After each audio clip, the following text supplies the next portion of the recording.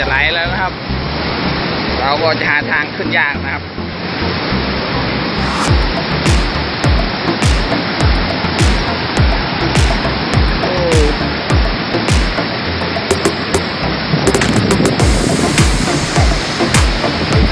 ไหลมาฝั่งนี้แล้วครับโอ้ยแล้วเราจะขึ้นฝั่งไหนเนี่ยเดี๋ยวก่อนเราเดินฝั่งนี้ครับอันนี้ขึ้นไม่ได้แล้วครับ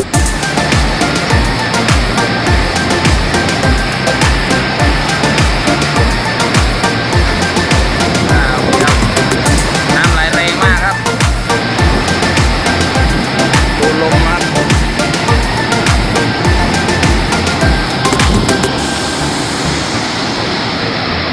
โอ้ยฝนก็เปียกกล้องแล้วนะครับ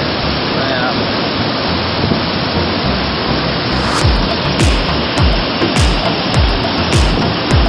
น้ำไหลแรงมากครับ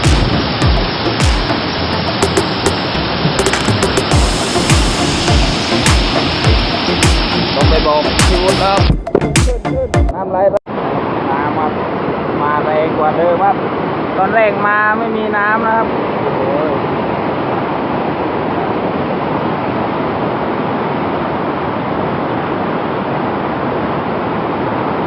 น้ำตกหลายชั้นครับข้างล่างก็มี